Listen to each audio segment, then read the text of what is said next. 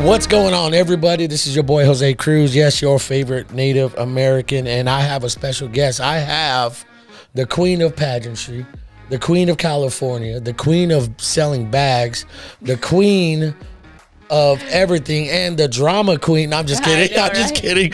Andrea Andrade. What's up, girl? How you doing? Hi, I'm good. How are you? Oh my gosh, I'm good now. I'm glad that we're doing this. I'm sorry about my voice. I sound like Steve-O. It's all good. You know, but we've been trying to do this and connect, and and I feel like, honestly, I'll just say I'm like a big fan of you, what you do, all your goofy ass stories you be sharing. I'm like your number one supporter. It's like, there goes Jose, and so I'm glad to have you on. We've been setting this up for a bit, especially me after, me dying and stuff and coming back. Sucks, doesn't it? It does suck, doesn't it? I think we have something.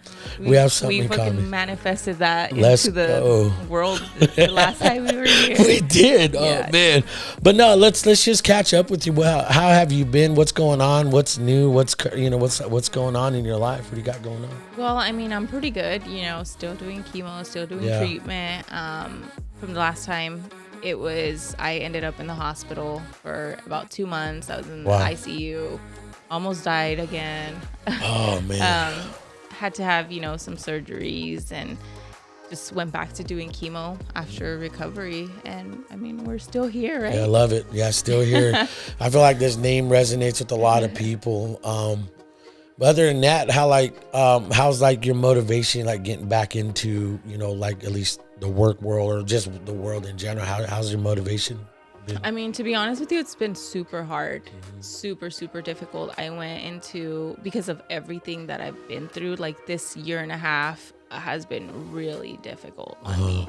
And I admit, I went through like a week of depression, and it just wasn't easy. This was not easy, but I mean, after that, you just kind of have to pick up, where you left off and continue to go. With me, I've had, talks with God, and to be like, hey, what's going on here? Yeah. And for me to try to go back to the way I was before, to like accept my situation. Yeah. Accept my situation. Like I said, just get up and keep going, because this has not been easy whatsoever. Shit. I sit here and everything that I've done, and I've done stuff for years now, but it's been very difficult because in my mind, like I said, I've had conversations with God. I've had conversations with my parents, with just, with Chris. It's been like, hey, why haven't I booked a commercial? Yeah. Why haven't, I done any work? Why haven't I done anything that I really love to do? And I went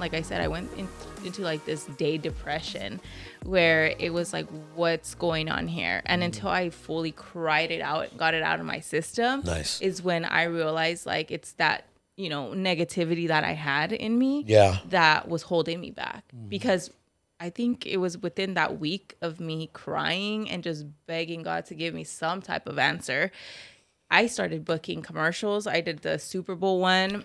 I saw that one. I've done like a bunch of different interviews, like this national interview. Yeah. I was getting back into, public speaking and that sort of thing. So, I mean, God is good. Amen, girl. Yeah. Preaching. I mean, I feel you on that. I mean, by no means I can say I relate to, having cancer, but my whole COVID, double pneumonia, and then a week later, bacterial pneumonia, double pneumonia. It just messed up my lungs. So I understand, being like the world passing you by. Yeah. And it's like, fuck, no one remembers me, or no one's like, where were all those people? Where were, Yeah, but it's mainly like I said, it's your world is just at a complete standstill. Yeah. And you have to accept it. You have to accept that, like, hey, I'm sick and I have to get better before I continue to do anything else. I know, because was it a few months ago or so, me and my family ran into you and Chris over at Maya, and I was in a wheelchair. Yeah. And had an oxygen tank with me, and that was the hardest thing for me, just to go anywhere, and it's hard. It's very difficult. It's hard. I think that's when, you start to realize that we're not invincible, that we're, human, and that things do happen to us, and things, we're, like I always say, like, I'm absolutely nobody in this world. And if God went through everything that he went through, imagine us. Facts. And we have to sit there and kind of have to deal with it. And yeah. Fight. It's hard to fight when you're like literally trying to fight yourself. Oh yeah. You know, I remember. I think that's the worst part. Yeah, I mean, because you're your biggest critic, you're your biggest, you know, cheerleader, or your biggest, you know, person to either build yourself up or tear down. And you know, I've had low moments, and again, I couldn't walk from my bedroom to my living room. I couldn't move from my recliner to my couch without having to need a shit ton of oxygen. Yeah, and my physical body wasn't working. I remember one stupid night, man. My wife can chime in. Oh, and I'm sorry, man. I did it again. We got the wifey, director, producer. I always do that. I got to start. Like, come on, man. I'm gonna beat your ass. You know, roll break and fade on him. But there was this one night where I thought I could start moving around, and I actually could stand up.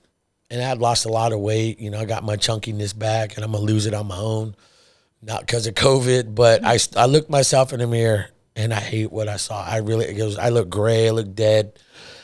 I was, if I can stand, I'm gonna slowly walk from my room to my living room. Yeah. So I did that, leaning against the wall. In my mind, I'm like, okay. So it's like 3 a.m. I'm in my chones, you know. I look at my wife. She's sitting in our room, and I make this run down the hallway. So my first step, my mind is like, yeah, but my body was like, no. And then I buckled, and I slid, and she's like, what are you doing? Screamed it. I was like, I thought I could do it. I'm on the ground like, I thought I could, just trying to breathe. And it's like, again, you're so used to being, you know, like you said, on, you know, being pageantry. able to do everything. Yeah. And then life hits you and you just can't do anything at all. Yeah. And that's what I think, because, well, I really feel like the reason why I'm a big fan of you is because I look at, everyone sees what you post, everyone sees what you do, but I think I look different. I look deeper to where I know I'd like to know the person behind all that, you know, this person. And because everyone understands, because I'll be real, like it's intimidating to have you right here, you know, because it's like, what the heck? Why? It just is for me. I don't know why. It's just like, you know, perfect smile, everything beautiful. You know, Chris Wilson sitting right there staring. It's like, I think it's Chris what's making you nervous. Huh? I think it's Chris making you nervous. Yeah, I got like a good shot of his. I saw that hug earlier. That was a long hug. It was a long hug. They touched cheeks and everything. I breathed in. I was like, I took a big breath of Chris. You know. But no, one thing, the reason why I've been trying to like hound to get you on is because you're still here, you know. Yeah. I don't want to beat up our name. Barely. Barely, because Jesus, it's been hard. You know, like what are you facing right now? Then because you said you're in your chemo treatment right now, right? Yeah, still. Okay, and so what's like, maybe even talk about it, because, you know, I don't know, a lot of people don't know. You know, I follow your live feeds, and, you know, every time you do something, I'm always trying to support you and let you know, at least this Native American guy over here is like, seriously, I'm always thinking about and praying for you, because I appreciate that. I know this man, you know, and I know you, and it's like, and you two guys make sense, and, you know, at least in our lives when we start hanging out more, you know, and that's the part of my life, the circle that I want to expand, and it's that important. And what do you think you're at and facing right now? What do you think? Well, my biggest thing is my chemo situation, because I have to put my life, like I said, at a complete standstill. Yeah. It's every other week, you know, so I have to prep mentally and just physically and just in general prep for my off weeks, and then prep for my weeks that, you know, I am on chemo and stuff like that. So it's like everything that I can do on my off weeks, I try to do it, because I literally have like 5 days before I have to go back and sit in this chair and just sit in my bed for 7 days straight, because they finally changed my chemotherapy, because the last chemo was working, but it was working enough to just shrink my tumors. And then the second that I stopped treatment, it came back. Wow. And it was just really tough, you know.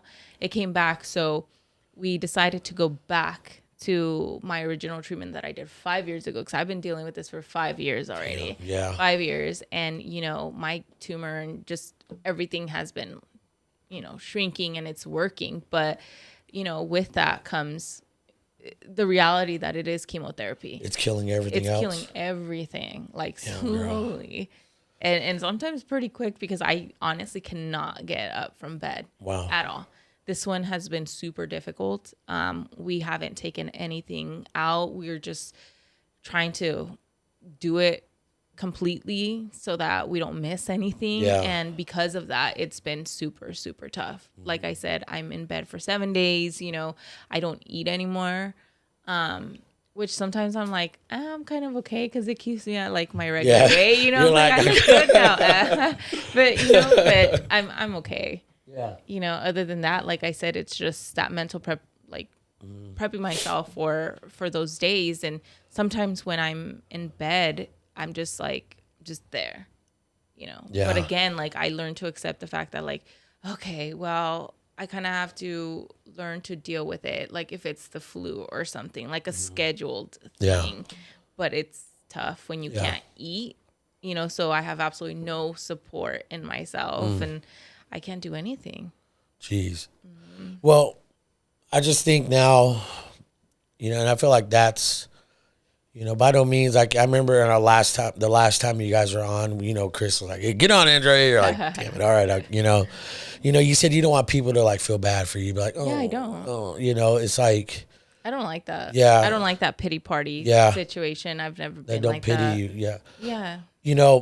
I feel that, because that's really kind of what I got. By no means is like what I went through and got, how I'm at now, where I'm at now. It's like, man, I got nothing to complain about. And, but I do believe, well, I don't know. I don't know if I believe there's not anymore. Like this stuff happens for a reason. I mean, I don't know. I don't know no more, and so I feel like with you, just your outlook on it. Because again, your jokes, like you clown, you laugh at yourself. Oh yeah, dude. If I don't, like, what am I gonna do? Because at the end of the day, like, if I'm not laughing, and if I'm crying, it's not like crying's gonna fix it. Yeah. I mean, laughing's not gonna fix it either. But yeah, at least I'm gonna be happy. I like how you said I joke about my cancer all the time. I don't joke about cancer in general. I joke about my situation. Yeah. So. Yeah, and I think that's what I love about you. I think that's what I see behind all that. And a lot of people, especially on social media, especially kind of like your role in the community, and, being a survivor and going through it now and having all the pageantry and all that other stuff behind you. And it's like there's an expectation. Do you feel like people still hold you to an expectation? Or I what's think that like?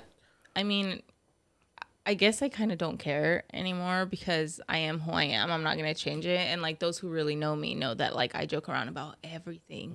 I cuss all the time. That's like I joke around, shit, I'll sit here and joke around you almost dying too, Like, it is what it is. It is. Like it's not like I'm lying, No, you're not. I don't do it to like offend anybody. It's just who I am. Like I'm like that with my parents. I'm like that with just everybody in general. So I'm like I said, I stopped caring. Yeah. I stopped caring. Those expectations, I'm just like, I mean, I obviously still follow them, because I'm not a negative person. I'm not a mean person, but like if somebody has something to say, I'm just like, it is what it is. Yeah. Like, I feel like it's the problem with social media is that's where it stays. Like before social media, no one was saying this stuff. No one knew about your life. Yeah, Nobody no one cared. It's like, and then all of a sudden, and I've been on this trend this past couple of weeks is like everyone feels like just because it's on social media, it's your business. It's like, no, stay out of my business. You chose to follow me and do this, but guess what? This is what you're gonna get. And I think I've learned now. Because again, there's a situation. It's funny I keep bringing this up. It's the topics we're on. It's like we had an issue, family, and there's one guy I made a comment on my wife's post. Just direct. So I didn't respond to it. I'm not a guy that argues or debates online. I'm an in-person type of guy, and I saw this guy in person, and God forgive me. I went to his face and I was like, what's up, dude? Keep that same energy. What you got to say, man? I was like, oh, now you being a little bitch? It's a different story in person, son. Let's go. And it's like, it's different, and I think social media has really made people that, because when reality hits, it's like, okay, shit, I wasn't ready for this, and so there's a lot of wolf like tickets. Stuff like that, like at the end of the day, you shouldn't care. Yeah. You shouldn't care. Like with my situation, I sit there and like I've watched several of my interviews before, and even this one, and it went pretty pretty far, Yeah.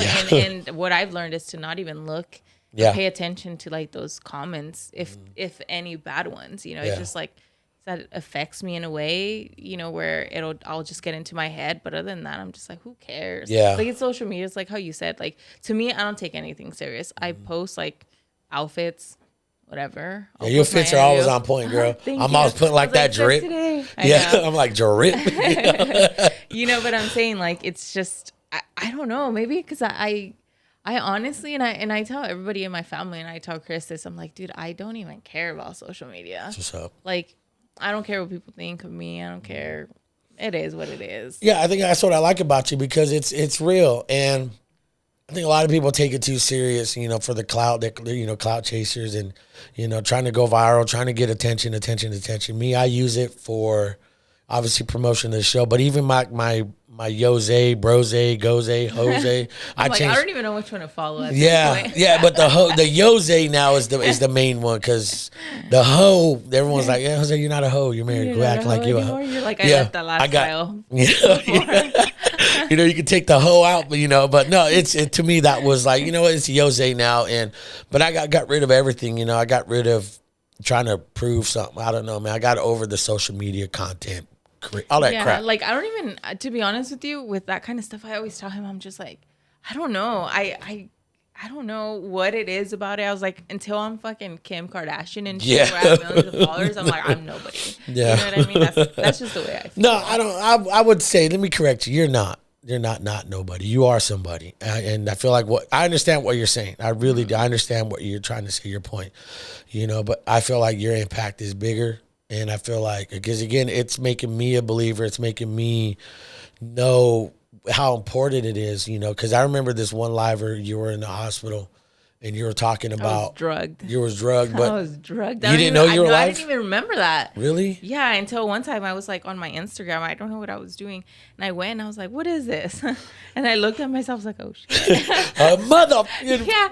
I was like, what they put, like, what did they give me? Dude, I was drugged. Really? Yeah, because I don't remember. And like, you can see it in my eyes. I'm like, damn, girl. Yeah, you're gone. I was gone. Yeah, I remember that. But I remember you saying, like people wearing AirPods, you caused that, Oh, for real? Yeah, you were saying all that. I was like, dang, my kids always be wearing the AirPods, and I'm like all scared.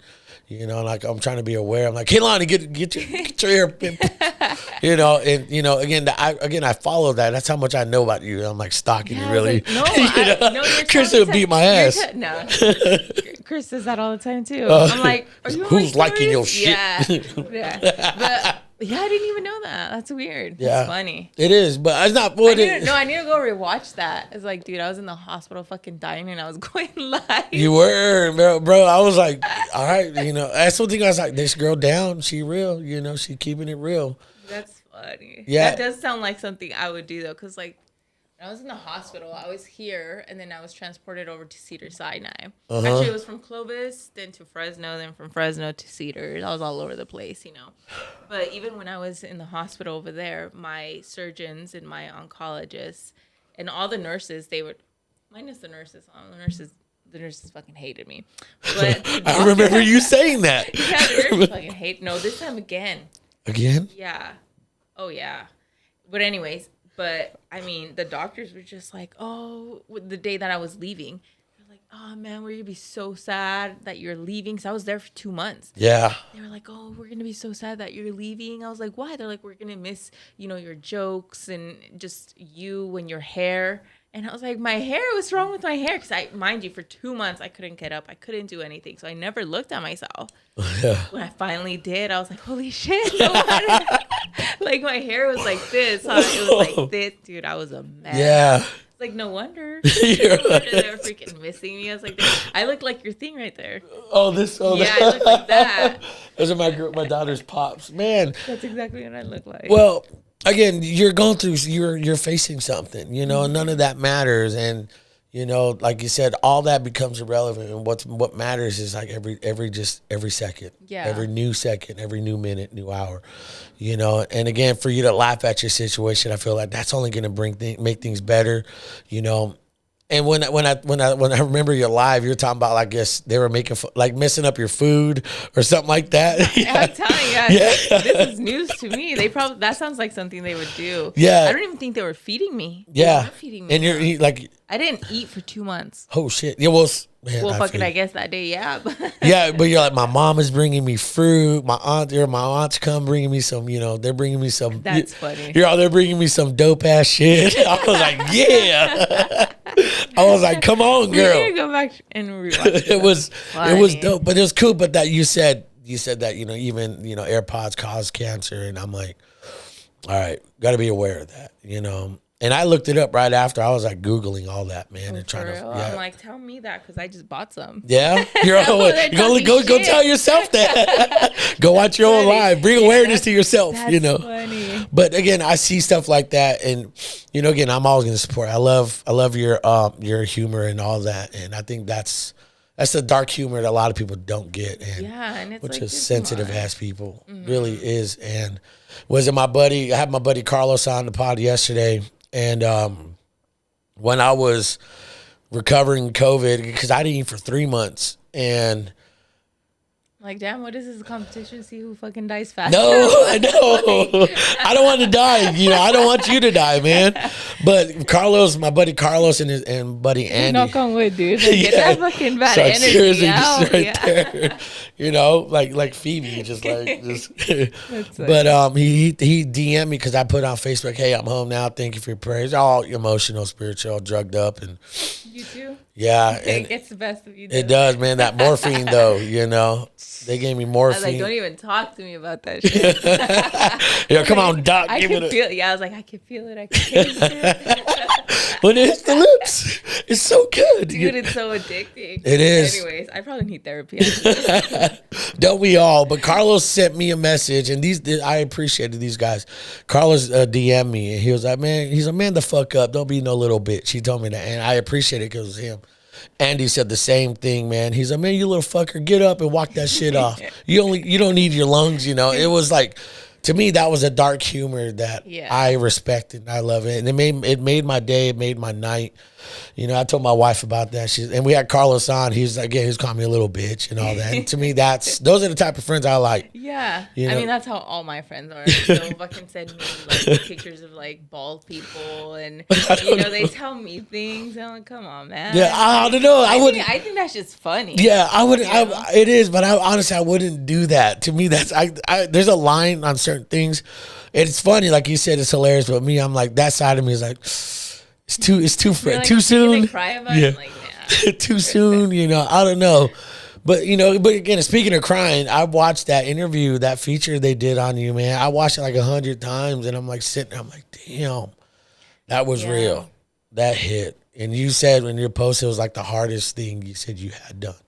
Yeah, and that one was really hard because, like I said, I've always been super open about just everything that I've gone through. Yeah. But this time, for the past year and a half, unless you're really close to me or anything like that, like, you don't know what I'm really going through on a day-to-day basis. You don't know any of it. Like, you don't know what stage I'm at. You don't know what happened in that hospital. Like, you don't know any of it. And to me, that was super hard and I didn't even touch on any of that, because it just wasn't something that we wanted to deal with still. Yeah. And it's all been super, super difficult. So that was hard.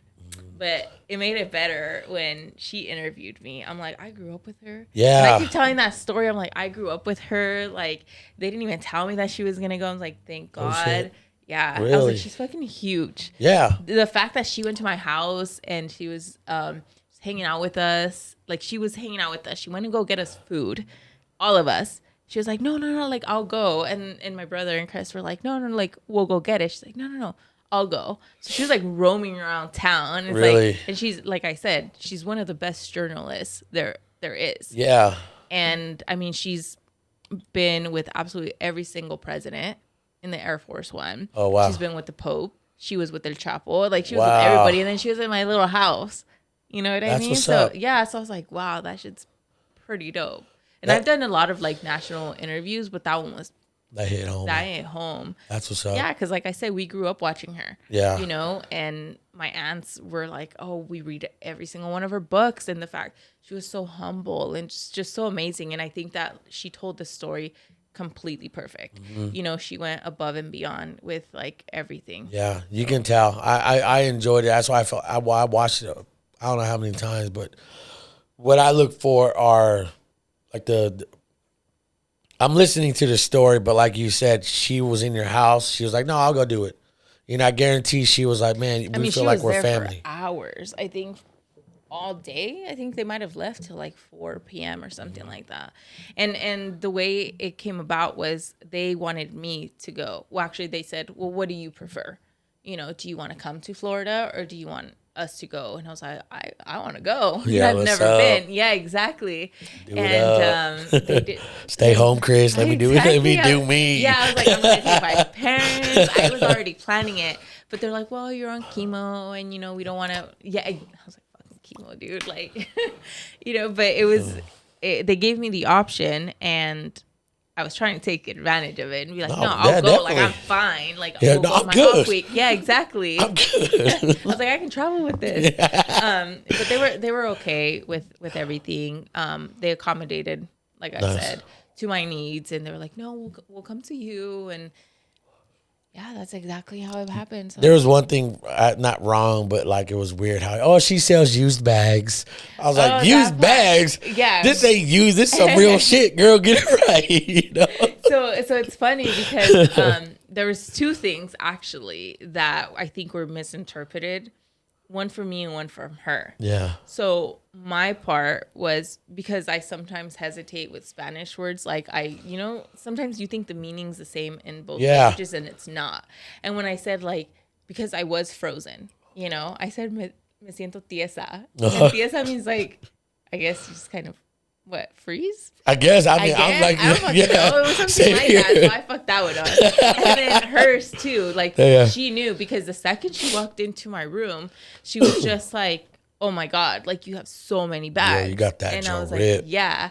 She's like, yeah, so many bags. I was like, oh, thanks. And then I told her, I was like, oh, they're like pre-loved. And she's like, yeah, I know what that is. Like, I have a collection myself, but not like this. And I was like, oh, okay. So we started talking. But yeah, she did make it seem like, oh, they're like freaking thrifted bags and shit. I was like, damn. Like you're cutting up like pants and making your own bags, Walmart bags. It was nice because I had a lot of messages of people wanting to buy. That's what's up. Because I remember I told you, bring all your bags. We'll talk about these. All my bags. They're gone.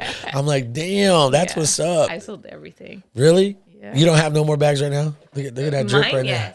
Mine, yes. I mean, the last time I was here, I think I started with like 1. Get that right there. He wanna. No. Oh. I just got this one. I just got the little one. Actually, he got it for me today. Oh, Chris, you're so sweet. He was just bag? Like, you deserve it. I said, okay. Yo, I do. I really do. Exactly. Thanks for recognizing. I was reminding me I do deserve that. Yeah. So, wait, what your bags. How about you? Oh, yeah, no, but we were talking about something different. No, you're talking about because you said you sold them all. Oh, yeah, I sold them all, which was great, But you're making hella money. Be real. Flaunt that shit. Mean, well, I mean, no one knows where you live, I know, right? Well, last time that I was here, I think I had started with like 1 bag that was mine, and in this year? I think mine. I have over like 42, right? Yeah. Right now? Yeah. Oh. 43 now. 43. Yeah. 43 now. Damn. Yeah. And then I had more, and then I sold them. So, yeah. And you rebuy, huh? And you just. I consign them so like if you ever want to sell yours, I buy them off of you because I know like around the area no one else does it except like Scepter and Sash. Yeah. And then myself. Damn. Yeah. You're killing it then. That's like you're flipping like people flip shoes. Yeah. In a way, but like what I really want to do, and I think I mentioned it last time, I really want like girls to have nice things, for a decent price. Speak on it. Exactly. Like that's because it looks so pretty in pictures, because I think we all deserve, a little luxury. Exactly. The wifey. I know my wifey. I got to start spoiling her. And right? She killing it. And it feels good. Yeah. It makes you feel good. Like a guy wears nice shoes and it makes him feel good. they wear like nice necklaces. Yeah. Makes them feel good. You know what I mean? That's what purses do to us. And then they look cute in photos. And it's another thing, just how I did it. Like if I have a bag and I sell it to you and you're like, well, you know, I really don't want it anymore. You're never going to lose your money. If anything, you're going to make money off of it. And that's what I want, you know, ultimately. Yeah. But then at the end of the day, my goal is to have like a store. And like a full store. Hell yeah. And do it. Because that's actually really big. Like the consignment, pre-loved. So there's nobody else in the Central Valley doing this? Not that I'm aware of. Or at least on this level. Yeah, on this level. Yeah. That's what's up. So I feel like you are somebody because you are flipping them. It's crazy, right? It's crazy. It's crazy. I mean, you're making hella money. I see what you're selling them for. I'm like...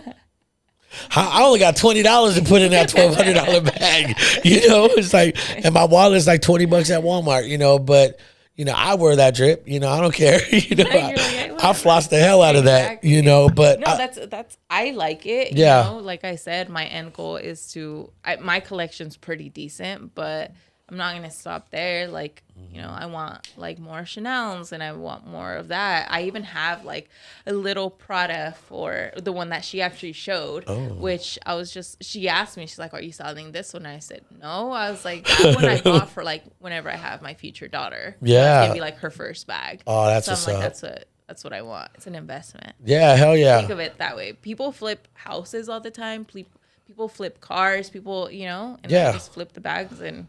I ain't hating on that because right now there's a huge market for that, especially online, social media. Again, I know a bunch of friends of mine, a lot of buddies just flipping Jordan 1s every day, just flipping shoes. And it's like, damn, you made how much? You know, and was it my buddy bought me a pair of mochas for like $500?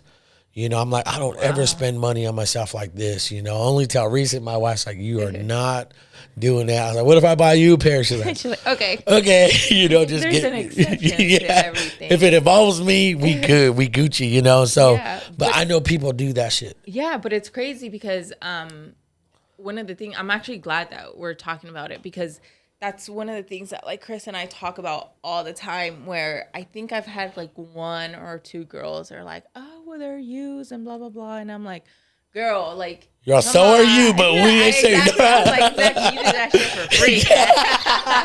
Come on, talk about it. Just kidding. Hypocrite. Trying to come at me with that. Exactly. I'm like, girl, come on. You used. Oh my God. Just kidding. That went south.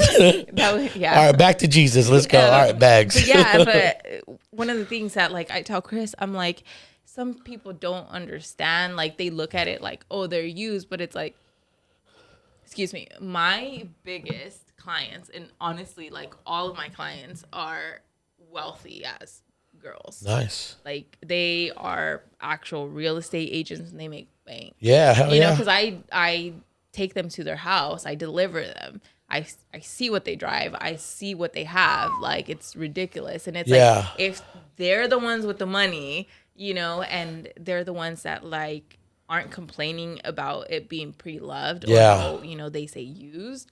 It's like, if you don't even know the proper terminology, then there's a reason for it. You know what I mean? Quit spending all your EBT cash on this shit. You put it on your kids.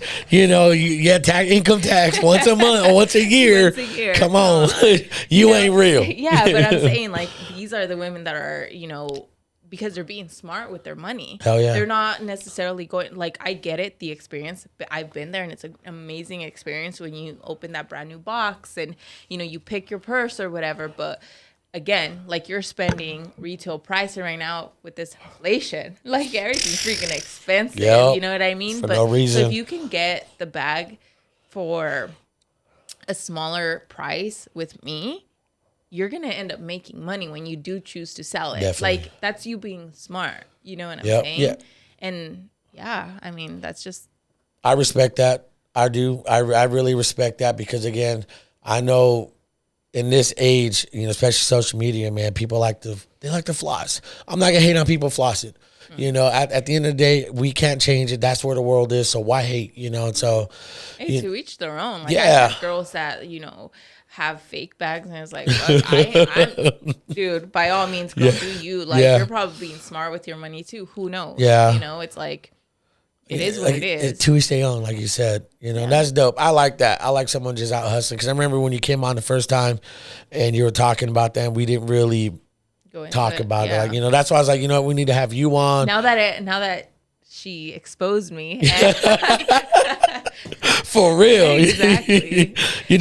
She wanted to talk about that. Because to her, it was just like, what's life after? That's like, what's life after cancer? Like, what does a person do? And it's like, this is what I do. Like, I'm not stopping. Like, if I can't work or whatever, I'm going to do whatever I have to do. Yeah, hell yeah. And like, again, you're not going to let it slow you down. So I love that mental right there. Is like, there's life after this, and I see it, and you're working towards that, and you want to have your own shop, and you guys are preparing to go on different ventures, and so I love that mindset about you, and that's 100% why I wanted you back on. Make it about you, talk about anything and everything you want, and because I do believe you deserve that. I do believe, especially what you've gone through, and just really vent out, and nothing wrong with being emotional, being upset, being angry, and just talking about it, and just, all right, got that out my chest. Yeah, exactly. And I think that was like the best thing that I've ever done, to do that, to cry, because I'm not going to say like, oh, I'm super religious, but I believe in God, and I believe in manifesting to him, and, and I feel like that's what happened.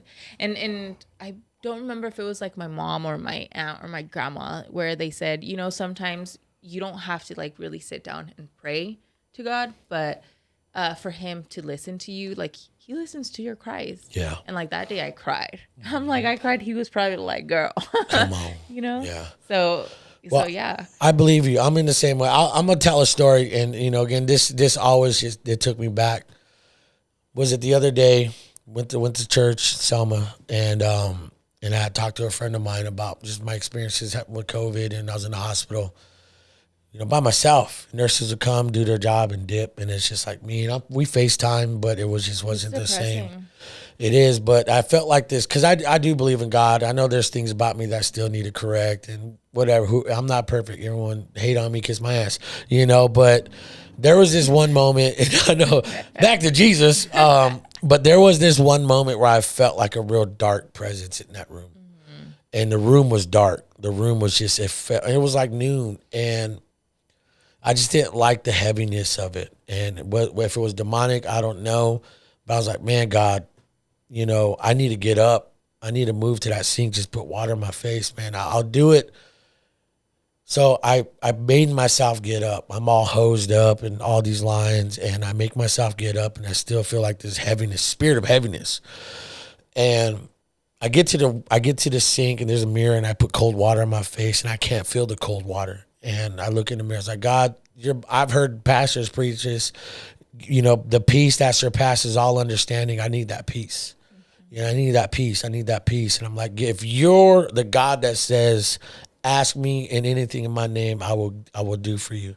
I was like, and I'm calling you out, man. I was like, started calling out God. I'm like, dude, you said this. You either do it or you're a liar. And as soon as I give me that peace that surpasses my understanding, because right now I have no understanding of why I feel like this, So the moment I felt, I said that prayer, and I looked myself in the mirror, I felt like this heaviness of just, well, the darkness went. I felt the darkness leave, but then I felt like this heaviness of, it wasn't hot or cold, but I felt like it was God's presence. Yeah. And I felt the room just go. It's incredible peace. Feeling, right? Yeah, and I was like, I've never felt this. I don't understand this peace. And it's weird because I don't remember certain things of what happened in the hospital, and it's like a PTSD, because when it hits me, I'm either doing this, I'm having a conversation with my wife or friends, and I'll stop talking. And I was reminded of his peace, and it showed me, God showed me that he is God, and I've learned. Is present. Yeah. And it's exactly how I told you, like, you don't have to pray for him every day, because we're busy, whatever. Yeah. People say, oh, you have to make time. True. Yeah. But it's like, sometimes you do forget. At the end of the day, you're human. You're human. You're going to forget to pray. It's not always going to be like this consistency thing where, sometimes the church makes you believe like that's exactly what you have to do. You have to kneel and pray. Like, that's the only way he's going to listen. It's like, no, like, God's with you at all times. And, you know, I'm a strong believer in that. Like I said, like, they told me, like, God will hear your cries. Yeah. And you know, he heard your cry that night. Yeah, it was weird. And I remembered that piece. Even now, I still remember the feeling. That feeling came back right now. And, you know, again, I know we're going to talk. We'll bullshit. We'll say, well, you know, talk about, you know, people being used up too, you know. But that's just who I am. I hella joke around. My humor's different, man. And I love that about you, that you're willing to admit that, you know, because again, we forget to pray. We get too busy for God. But that's one thing that's so gracious about God is that he'll still be there. Yeah, 100%. You know, and he won't, like he says, gonna leave you. Yeah, or forsake you, he says, you know. Yeah. And that's what I love about my faith and my belief. And I know God is working on me, you know, because one thing I've learned, especially doing shows like this, you know, because on the first show, when it first started, I was like being all, you know, some kind of way, but on the camera, off the camera, I was wilding out, you know. I was like, well, you're a hypocrite, you know. And I started hearing myself speak when I'm editing. I was like, I got to stop this. I got to change. Not perfection. I'm just progression. You at all times. You know, so it showed me that, you know, if she can look at me and be proud, my kids can look at me and be proud and they know it's real, then that's where I feel like my true integrity character kicks in. And, you know, and now doing this, I feel more comfortable. I feel more at ease and not worried, you know, because again, I say a lot of colorful stuff, but I don't care, you know. And again, I'm going to be 100% open with my humaneness. Like we're human. You have to. So if you want to act like you up here, you don't belong in my world. You know, I remember saying something in the first podcast, and I saw your reaction, you know, and I never got back to it. But I said, you know, I'm not here to connect with people who think they have it together. I want to connect with people that, you know. Then you're like, you know, you kind of give like that, what the hell, this mother, you know. And to a certain part of me, that is still true. But I feel like, you know, God's grace is for everyone. So who am I to not hold people to that too, or myself to that? You know, and so it's those who want to be in my life who I want in my life, you know. And so, again, that's why I'm having you here. That's why we're talking about this. You know, we're keeping it 100, I really believe, you know. And so, outside of all that, you know, I know you said you're in your like, now that we're all depressed. No, we're not. No, I'm good, you know. But outside of all that, you said you're still working on commercials. You're still getting into gigs or, you know, acting, right? Are you, like, you're an actress too, right? You doing that stuff? No?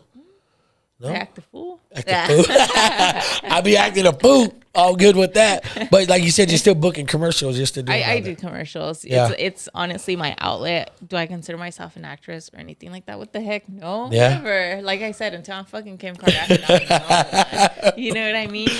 You got to work hard. You got to work hard. Exactly. Yeah. Did you see those memes? Like, all right, work hard. They show a picture of her and Ray J. Yeah. I was like, dang. Exactly. That was my thing. I'm like, baby girl. Come on. Like your first work was Yeah. Your first job. It was that good. I put your first job was Ray J. That's so real. Like, yeah. But again, she capitalized. Hey, yeah. At the time, I thought that was I thought it was a knee slapper, but that is so funny. But yeah, no.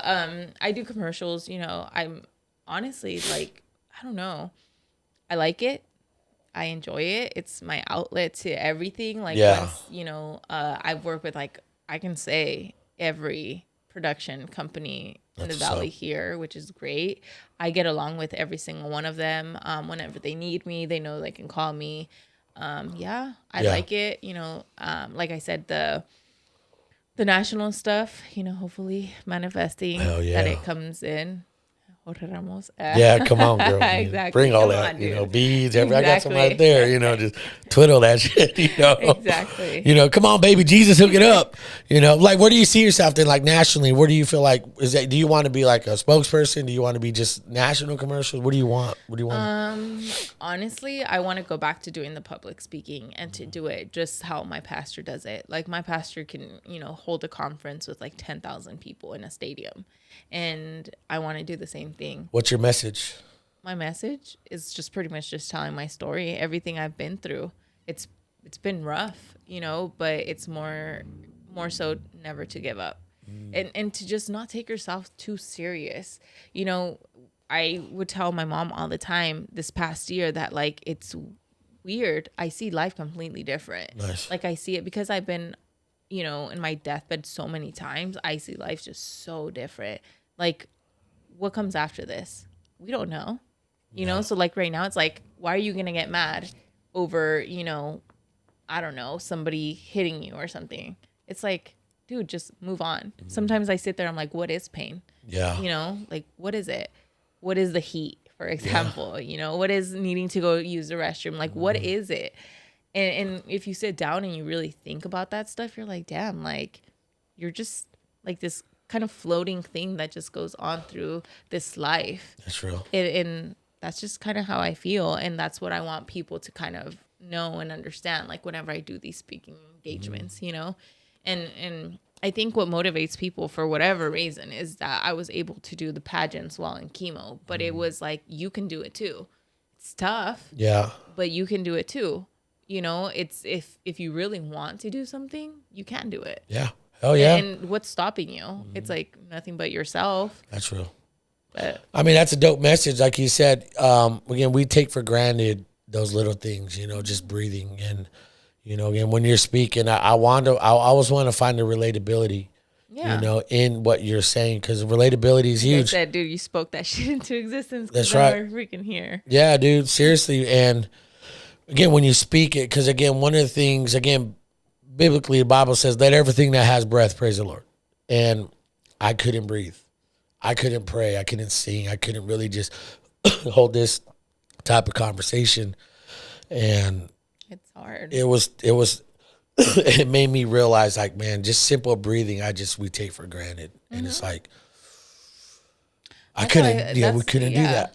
And it's crazy because you think of it, you know, in that situation, because you were in that hospital for a really long time. And your perspective is that, like, shoot, I took for granted to breathe, but it's like sometimes even like when you're sick, you know, and you have like the flu or whatever, stuffy nose, you're like, damn, like I remember, you know, yesterday I could breathe. Yeah. But it's like, that's what I'm saying. It's like those little things. Like, what is it though? Yeah.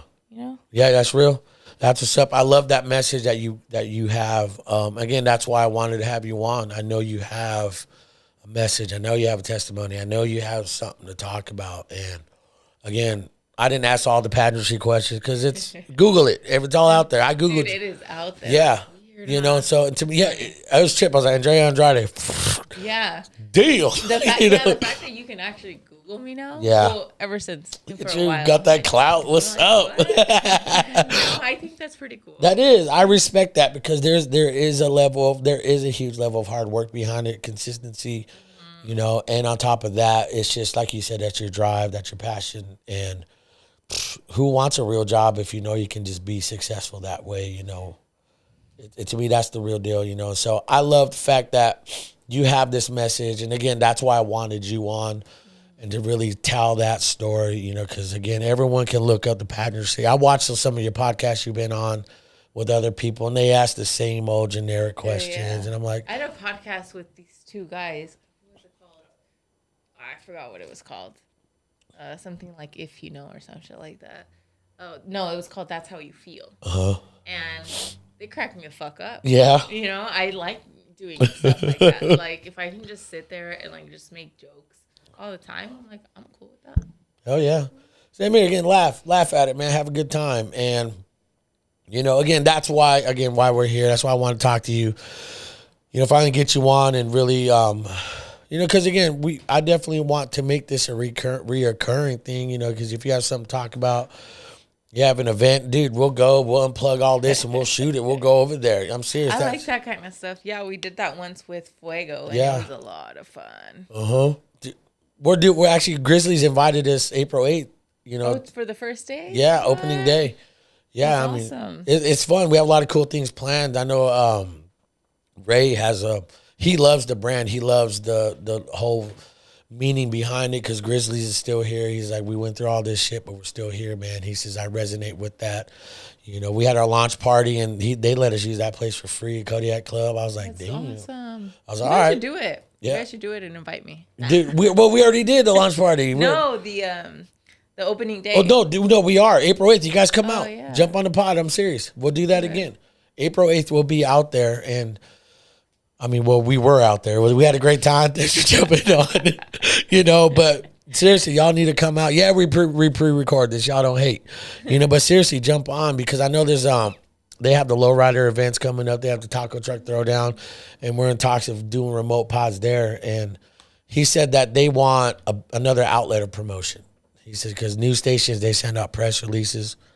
Nobody comes. And if they run it, it's a 40-second VO. That's crazy. That's Haters. crazy because the Grizzlies are just so big, like here. But also, like, you have to think about it. Like, the Central Valley and Fresno, like, we suck at anything. You know, like, we suck unless we're winning at something. Yeah. And no one gives a shit. Yeah. Like, that's just the way it is. Yeah, that's real. I mean, I agree. You're not wrong. I'm like, I think I just said that the Grizzlies suck. Well, they do have 5, you know, champions. Was it World Series? But they one thing I do. No, they don't. Oh, I like Ray. We're gonna delete this part. Hey, welcome back. You know, but what's so dope again? I'm excited to be a part of that. You know, we're gonna. I like that. That's what I mean. Like, I mean, if you can partner up with a brand like that, like that's pretty legit. Like we've done it with them too. You know, and then partnered up. That's freaking out. It took you like a second to get. No, I'm like, wait, what? But no, seriously, y'all need to come out, man, because we're gonna be selling our merch. We have some merch coming in. We have a good connection with somebody that can just make stuff quick, especially like we're on new era stuff. And I want to get you guys some shirts, you know, that we have right now and another one. But I mean, other than that, is there anything else that you feel like, you know, people want to know what you got going on? Anything you're like, hey, man. Anything going on with you? Buy my used bags, I guess. At this point. She sells used bags. Buy my thrifted shit. Exactly. Fucking hilarious. All right, well, cool. Let's, dude, jump on here, Chris. Let's talk about your. Sit on my lap. All right, everybody. This is the bonus episode. We got my boo boo. What's up, baby? Blubber. Did you call me your blubber? Blubber. God, I've gained a little bit of weight, but that much? I've gained weight, man. No, but we got my man. If Andrea ever hurts you, dude, I got you. I'll take care of you. I know I got to back up. I'll treat you like the queen you deserve to be. Bro, let's catch up. How you been? I know you were sitting there, you know, getting all video. You're getting all the angles right. I was, yeah. The all the good 13 Pro Max. Yeah, all the behind the scenes coverage on the gram. Yeah, that's this guy. This guy right here. Bro, how you been? Good, man. I've been good. Yeah. A lot of new changes in your life. Yeah, I think one thing that I've discovered about life is you just have to be comfortable with change. You know what I mean? Shit changes all the time. She hates change. Yeah. But it's like the more comfortable you become with change, the more adaptable you become. And it's just, you're not as unpleased and unhappy with life if you can just deal with change. Preach on it. Listen. You're like, wait. Yeah, dude, I fucking hate that. I don't care how much he preaches. I'm like, I fucking hate that shit. It sucks. Can things go back to normal? Exactly. So what do you guys got going on? I know you're not with FC no more or Fuego. And I don't know, can we say that? Do we have to bleep it out? Okay. Yeah. So what kind of Can we bleep it yeah, out? do we need to bleep it or, you know? I thought I was part joining Nips FC. Oh, Nips are we FC starting something, dude? The new one. Nip Slips FC. Nip Slips FC. Yeah, no.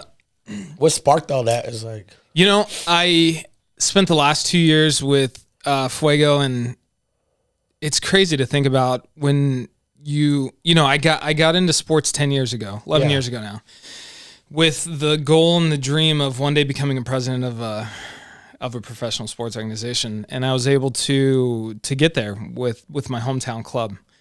And what an amazing thing to spend 2 years helping build that organization up and where it's at today. And their opening day is coming up here pretty soon, May 7.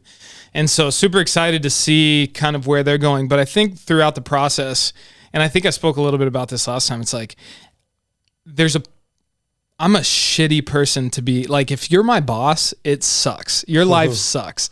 Because I'm fucking opinionative and all of these things. And I think I realized over these 2 years that it's important for me to at least at one point in my life be my own boss, and take a little bit of a leap of faith and be an entrepreneur and work for myself. And I feel really proud of the work that we did with Fuego. I'm really proud of where they're at today. I think there's a ton of positive things. Some of the players that we were able to acquire, I think, are really going to be incredible members of the community, but also really shine bright on a national scale.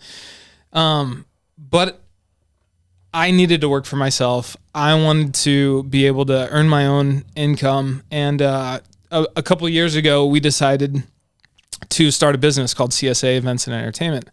And the reason that I started it, that we started it in the first place, was that during my time with the Fresno Grizzlies, shout out the Grizzlies, I was the stadium operations director, and I got to book a number of special events at the stadium. One of which was the Santillan Entertainment concerts, which, in my opinion, aside from maybe the Fresno Fair and Fresno State football, are pretty much the largest events that happen in Fresno. Yeah, those things be popular. They're huge, like 15 to 20,000 people. They don't get the coverage that I think they deserve because they're huge events in our community. They're Hispanic events, they're Spanish-speaking events.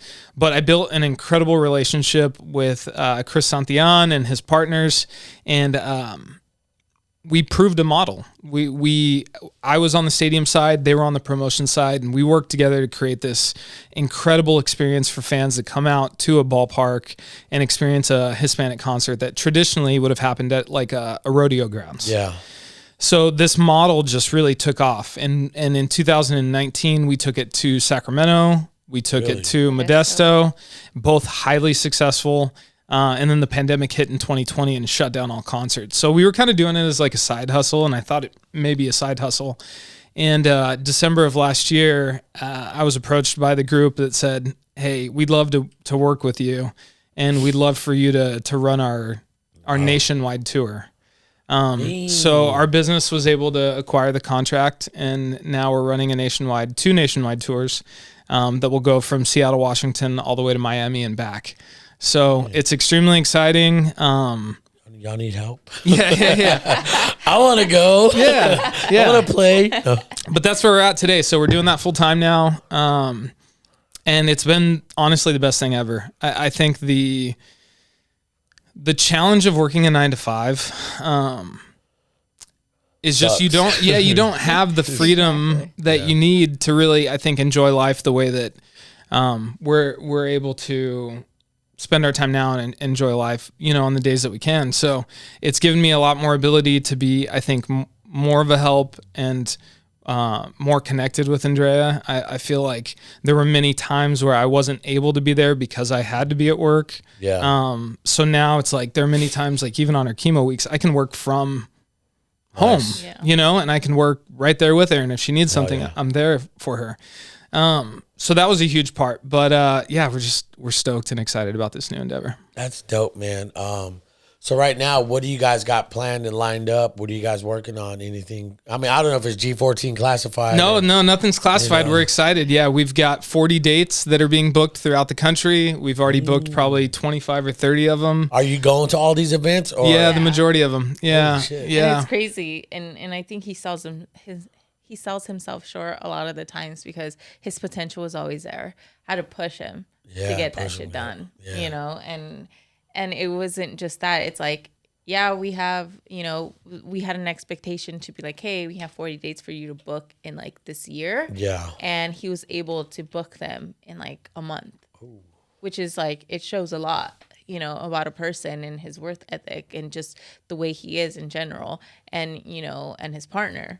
Hey, was it 45, 55 or something like that? It's crazy though, because I do, a lot of credit goes this way, because I think a lot of us always talk about what we want to do, and we have real trouble actually doing it. No, I want to say like a lot of men. A lot of men. Yeah. Like a lot of men are dreamers, and you're like, man, I'd love to do this one day, or do that one day. And then you get through your 9 to 5, and then you go to do whatever. You're like, the man of the house and the provider and that sort of stuff. So it's scary. Yeah. It's scary to be like, well, what do I do? What if this doesn't work? Yeah. To give up a guaranteed paycheck every month. You know what I mean? That was sketch, because again, we're a family of 5, and my wife's like, you need to do it. Leave that comfortable job. And she was like telling me, I was like, babe, I'm scared. Don't be a bitch. Go do it. Right, Laura? I mean. Yeah. Well, he was miserable in his demeanor, and he hated going to work. And so it's like, you love this, just let's just do it. And borrow people's equipment, and then you get good and you can buy your own equipment. Yeah. That's how it started. You're right. Because again, we need that push, and again, we get insecure. Like, and when we took the step, we made more those 2 months than we did in a whole year. Wow. Working a 9 to 5 kind of job. Yeah, we're like, we were struggling paycheck to paycheck, and then we started stepping out in faith, and we're like, we have money left over. I was like, let's go somewhere. Wow. Yeah. And you know what? It's like it's a team effort, and I feel like that's where a lot of people miss out. And we talk about this a lot, because it's like she's got her own life, I've got my own life, but we're stronger as a unit. We're stronger together. Like the areas where I'm weak or the areas where she's weak, which she won't admit any of those. But you're not weak. You're strong, girl. No, we can't. Own it, queen. It's you complement each other, and two are definitely stronger than one. And people that learn, I think, how to, work together, it can go bad sometimes. You know what I mean? Yeah. Because you can talk about work all the time, and you could be like, get sick of your wife because she's telling you what to do at work all the time. You don't like being told what to do, She's blah, like blah, right blah. next to me every day. Yeah. Go to bed with her, wake up. It's like, damn it, leave. Yeah, but I think when you find... Still here, you're taking this shit too literal. Yeah, come on, go somewhere. Go somewhere. Next podcast is get out of here. That's hers, huh? Yeah, that's hers. Yeah, real, left him podcast. What's up, girls? Let's talk about it. But no, you're right. Keep going. I mean, that's real, man. Because again, it's funny you say that, because we shot with some friends of ours actually that's making our merch. Print Theory. Shout out those guys, Daniel and Sarah. They're a husband and wife, and they started in the garage, man. And now they have a dope setup. And if you guys need merch, I highly suggest go through these guys, because their attention to detail, their skills, man, they're doing stuff that I've never seen, and they're doing it for us. And but my wife, maybe you can tell them about what you were talking about, because I don't want to take that. About what you and Sarah were talking about. She was just saying that that we should do a podcast about couples that work together, that run a business together. She said, because I can't ask my husband, how was your day? She goes, because I know everything he did today. I know everything that happened. So when does you're not a working partner when you're a wife? Like, when does it stop and connect on a husband-wife level instead of like a partner? Yeah. That's honestly super hard. Yeah. I think for whatever reason we've been able to do it well, but we have friends that struggle with that, that work together, and it is a challenge, because you're gonna have differing opinions, and your way of thinking as a man and a woman is always different. Like, we have testosterone. You guys don't have a ton of it. Like, it changes the way our mind works. Yeah. And I think that it can be tough at times, but people that do it together, I mean, I think that the sky's the limit. Yeah. And not being restricted to like clocking in and out, and being, working for somebody else that's getting rich, and you're trading your time for money. Yeah. Like, when you stop doing those things, like I said, the potential is limitless. Yeah, that's what I did. I got tired of working at a news station. They're using all my ideas, and I ain't getting shit for it. I got tired. I was like, I thought of that, and I'm still getting paid what I got paid. What the hell? And that's how I am. Yeah. I get mad. I did too. I got mad. I was like, I'm quitting. I'm doing me, and it's like, I'm just gonna make my money off this creativity, and it's paid off. I mean, remember, we're still doing this. We're still here making this thing work. And I think what you guys got going on. What do you guys got going on local? What do you guys got planned here locally? There's a show I think it's April 16th at Chancey Park. There'll be a big banda concert. Here's another interesting thing. I'm not completely fluent in Spanish. And I'm a white dude, working in a space that's really interesting. You're a baddie white dude. I'll just say that. You a baddie, bro. You're my favorite Native American. That's what's up. But it's an interesting place to be at and working in. It is. It's like, how the fuck does this even happen? I don't know. You know what I mean? You have 20,000 people attending these events. The fucking band players are Mexican, the attendees are Mexican, the promoters are Mexican, fucking everybody's Mexican, and then you got this guy essentially running all that shit. It's like, what the hell? How does this even happen? Miklo, I think it's pretty cool. It's Miklo right there. Yeah. I love that. Now, I mean, we should do something. We should bring this whole pod and you guys, because you said you want to start a podcast too, right? Yeah, I miss that. I will say that's the one thing I miss the most about, all things at Fuego. I loved hosting El Show. I really hope that they continue that. I think we had a good thing going there. Now that the players are in, it's really exciting. But no, it's something I enjoyed. I listen to a lot of podcasts. So listen to mine, bro. Come on, man. I want to do it. I do, of course. I know. But dude, let's do something. I don't mind, because our setup too is portable. Mm-hmm. We can be hella portable and be fully everything works. If we want to go live, we can go live too. We're built for that now. And I mean, that'd be dope to do something on that 16th, man, and really and let you guys host it. Of course, let's do it. I mean, do you want to start one? Do you have an idea, or do you feel like it's like I want to? But no, I definitely do. He's been wanting to do one for a while. Yeah. I think Chris really needs to be Chris. Yeah. 100%. And I think that's great. But sometimes too, it's like, well, we just started this. You know what I mean? Yeah. And it's going, to be honest with you, it's going in the perfect direction. Nice. Did we think it was going to happen like this? No.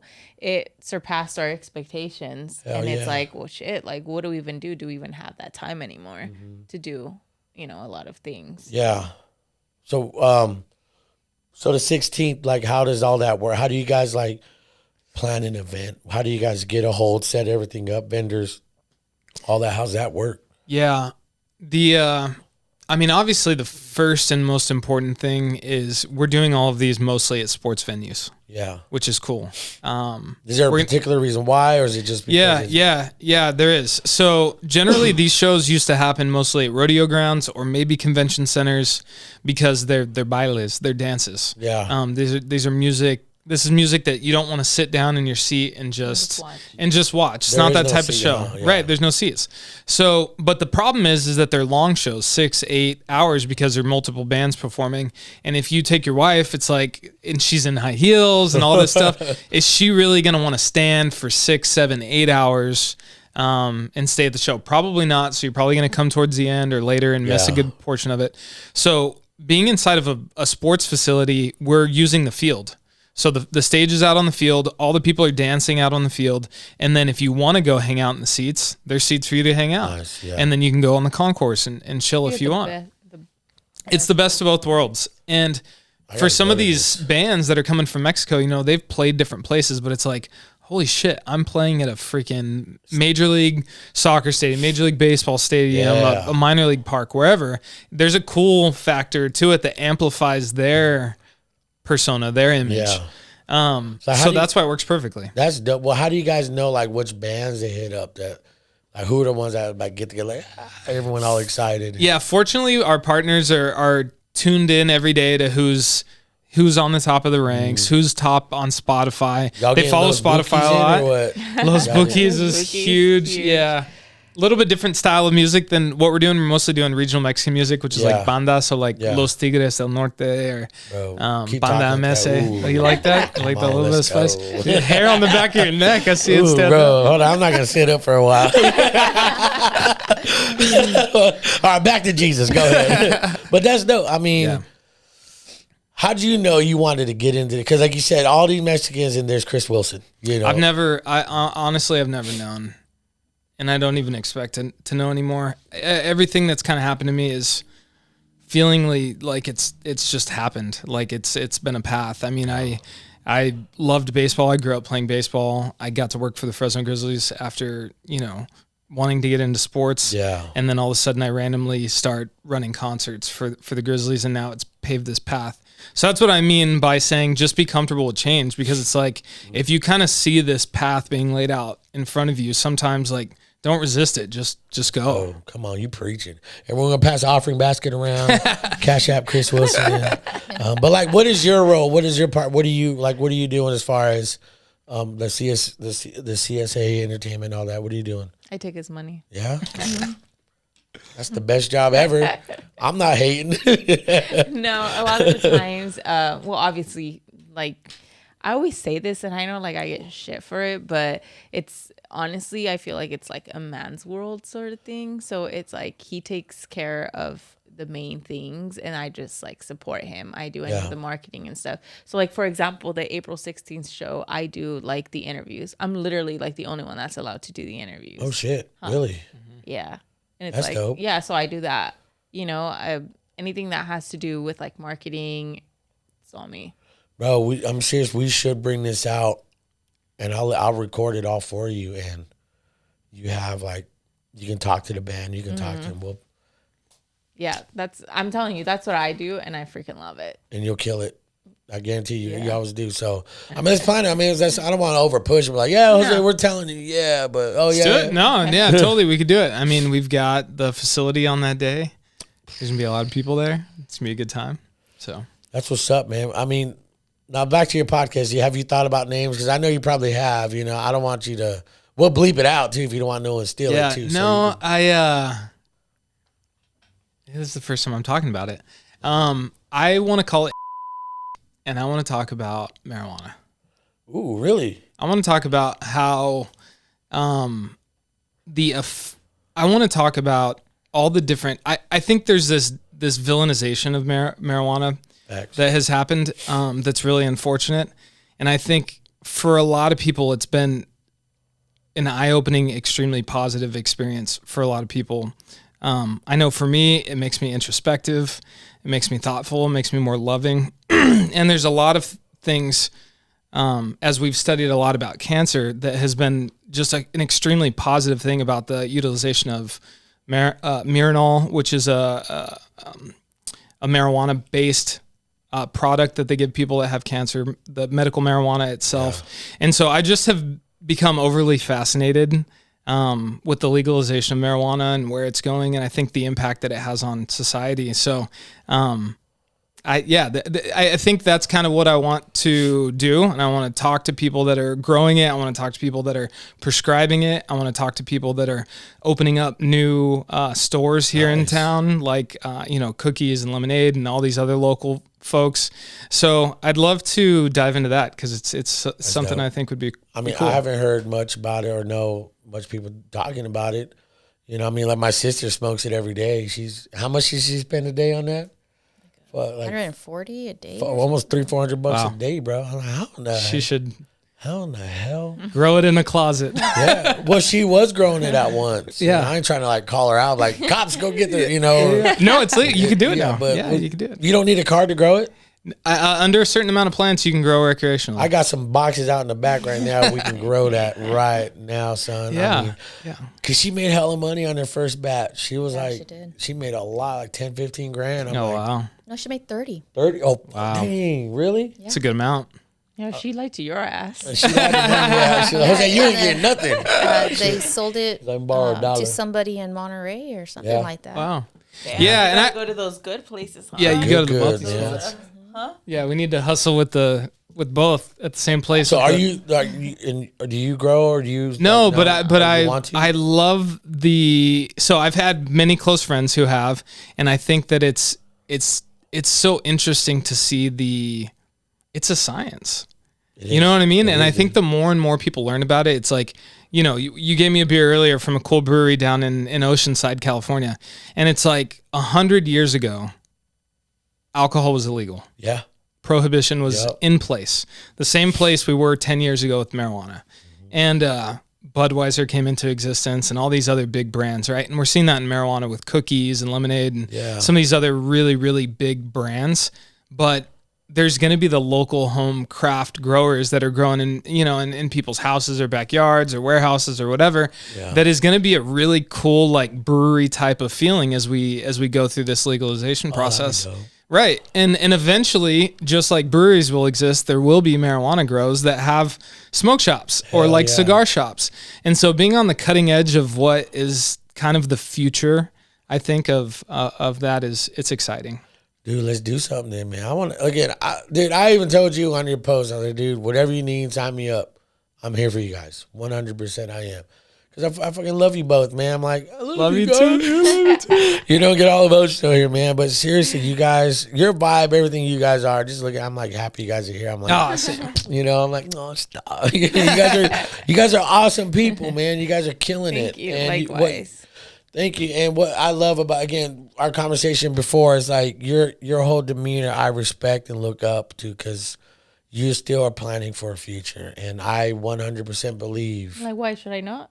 No, Here, who's been talking to God, you ain't be talking shit up there, you know. No, you are. You're actually still planning for the future, and you're making it work. And it is what it is. And I think your guys' vibe, man, there's got to be a good harvest coming your way. There's something that you guys been tilling the ground of your life, all this hard work, and you guys about to reap a big harvest. It is, but I will say today is. You know what I mean? Yeah. Like today is a blessing. Like every day is a blessing. Facts. The way that we get to spend time together, we have we have a shitload of fun together. We do random stupid shit, but then we also just hang out at home. What stupid shit you guys talking about? Let's see. You guys pull the swing out. Chris got the ball in your mouth. Got the beads. I looked like one of those pigs that's getting roasted. Like what? What do you guys talk about your relationship? Because I know a lot of dudes still creep in your DMs, send you weirdies. Yeah, but I don't pay attention to any of it. You know. Hey, she got a man. Chris Wilson, man. We're about to do. You're literally like the only one that like exposes me like that. What the fuck, man? Sorry, damn it. I did that last time. You guys gonna have a big argument. We're not even going to the soccer game. I'm dropping your ass out. We're about to go to the soccer game. That's right. Yeah. Chivas. Yeah. See, like we do stuff like that. Like Yeah. I mean, the event stuff is amazing. We get to enjoy those on both ends. You know, and then stuff like this, we get to enjoy that also. Like, and it's something that kind of, you know, I grew up with it. I don't understand it too much, but then he was, you know, the president of the team. So it's just like, oh, it makes kind of sense. So all of that kind of stuff, we blend it in and we kind of just decide to go along with it. Oh, you yeah. know? But we do work a lot when it comes down to, I mean, we kind of have to. It's just you two, have to share. Yeah, hell yeah. That's dope. You know, again, I'm glad you guys came on. I'm glad you guys jumped on and really, again, I want to reconnect. Last time I saw you guys, I was in a wheelchair, you know, and definitely want to. Dude, we're proud of you, man. We've seen, I mean, shit, this last year's been crazy for everybody. And to see where you're at and getting all fat now. I'm loving it, dude. Got more rolls than a loaf of bread, you know? So you and me both. Hey, so let's do it together. This was a medium, you know? But no, I'm serious. It's what's so cool about it. Because when I had that downtime, I had a lot of thinking, a lot of planning, a lot of undoing. And to face all that, to be where I'm at today is a huge perspective because. What's like what do you think was the number one, you know, if let's say that this is all on purpose, right? Like God's got a plan for us. And what do you think you learned from your experience getting COVID and going through double pneumonia? To appreciate her. Yeah. That's it. Because every time I text her every day, I got so used to being around her every day with this business. You take that shit for granted. I did.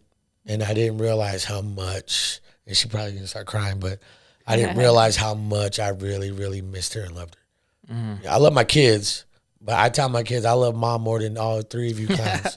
You know, they're like, what? I was like, that's wifey right there. Yeah. You know, and that's what brought perspective. And I didn't realize how important she was to me. Yeah. I forgot because I'm so used to it. I'm so used to the hustle, the grind. That's why I'm like, over all that. It's like, it's nothing. I was nothing because she was the only one there for me, only one feeding me, only one. When I came home that first time, she couldn't sleep. I couldn't sleep, so she was with me. And on top of that, she had to get up in the morning to take care of mom life, all that. And there was not 1 minute she spent for herself. Mm. And I'm like, damn, that was the only thing. And then obviously my kids, you know how much like I ignored them when I'm working. Like my son would come here, look, Dad, look at this Roblox thing I made. I'm like, oh yeah, and subconsciously I remember in the hospital, I remember him walking away just like, yeah, all right, hurt. I'm like, damn it, I wish I could take that back. Damn it, I wish I would have been like, dude, that's sick, you know. But now everything, I'm very aware of all this, you know, and so that was huge for me, man, because I wouldn't be here without her. 100% would be. I forget the name of the guy. He was on Rogan, but he said something like, you live two lives. The first one comes before you realize that you only have one. And it's like pretty interesting when you have life and death scenarios that happen so close to you that make you think about things a lot differently. Nothing mattered. You know, when I first stood up to look at myself in the mirror, this big old emotional breakdown. I looked dead, I looked gray, just didn't look like me, and I was just gone. And my wife and my kids, all three of them came in and started praying for me, man. And my daughter prayed, you know, God, you stripped my dad down to nothing. Nothing matters. You know, she told me, she said, Dad, God brought you down to you, and that you're nothing without him. It's like, dang, you're 15 years old and you're preaching at me, girl. And she had some words that spoke life. I'm like, that's a testament to Mom. That's a testament to how we raised them. And dude, she took that authority herself and just really spoke it. That's awesome. You know, my older one too, and you know, all three of them was crazy. You know, miss their dad. Yeah, Them too. You know, it's a reflection for the entire family. Like, you can't take anything for granted. You might not be here tomorrow. yeah. And so it was weird, not funny. It was funny, but the second time I went in, I had a conversation with all of them. 3 a.m, I knew I was going to go back to the hospital, but I had this feeling I wasn't going to come back. And I apologized. I was like, I apologize for making you feel like you guys were scared on thin ice with me or walking on eggshells around me. If I made you feel like, oh, is Dad in the mood today? Do I avoid him? I was like, and I made you feel like you couldn't be you around me. And I apologize for being that father to you. And I never want you guys not be who God has called you to be, not because you think it makes me happy or makes Mom happy, but it makes you happy. You know, we want you guys to be that, you know. And then after that conversation, we went through what we went through and finally came home. I seen a different personality, man, and all three of them, they're like, all of them, their skills, their personalities, the way they talk, the way they think, the way they act has just tripled. And I don't know, it's just crazy to see them for who they are. And it's a blessing, you know, and they're real direct with me now too. Their kids are direct. Lily, my middle one, she keeps me accountable. Like, if I say something, Dad, you said it, you got to do it. And dude, I'm like, it keeps me in check, self-aware. That's cool. Of it, you know. And so that to me is where I've been, you know. And a lot of people still don't know the story, the fullness of it. Because, again, a lot of people hit us up because they want to know, because they get COVID. They're like, hey, let's hit up Jose because he's been through, he had the worst of it. That everyone's telling me, like, dude, you're the only one we know that you went through what you went through, and we want to know how you got through it. So we've been helping people, you know, and stuff. So we're trying to make the best of that and, you know, reciprocate what we learned the hard way, you know, what worked and what didn't work, man, because shit was tough. It was tough, man. I hope it's over. I hope so too, dude. I think it's over. I mean, they're not talking about it anymore. Freaking war in Ukraine now. You know, it's like, oh, all of a sudden COVID gone, but I don't want to go there. I see the look like this guy's soapbox, but not for real. Fucking liberals. Yeah. Fucking government. Fucking wokeness, you know, woke and all that shit. We always joke around like that, how we blame everything on the government. It's all the government's Like, we fault. didn't wake up this morning, it's the fucking government. It ran out of toilet paper, man. Fucking inflation. That is so true, man. But no, I think we're good, man. Let's stay connected, y'all. I'm serious, man. Of course. Use my number, dude. I know you're not that busy no more. You know, we go have spooning sessions, man. You can be the dominant spoon. I'm a bad friend sometimes. I forgive, man. Definitely want to chill with y'all. I'm serious. Let's go on a date night, man. Let's chill. Let's go get some beers. Let's chill, hang out. You know, because again, there's only certain people I want in my life. You know, that's it. And I get that vibe from you guys, dude. And you know, we need to separate business. We need to get away from it and just have a good time. Let's go have a good time, man. So you guys sign me up for whatever you got going on, what you need, especially your pod and the 16th, and we'll just set it up and you can host what you want and use it as content for yourself. Love it. You know, let's do it. I'm in it. Thank you for having us on, man. Thanks for jumping on. I know you guys got to get going. You know, it's already going to be 7. That's all right. We were late, so. Yeah, you guys are fashionably late, so it's all good.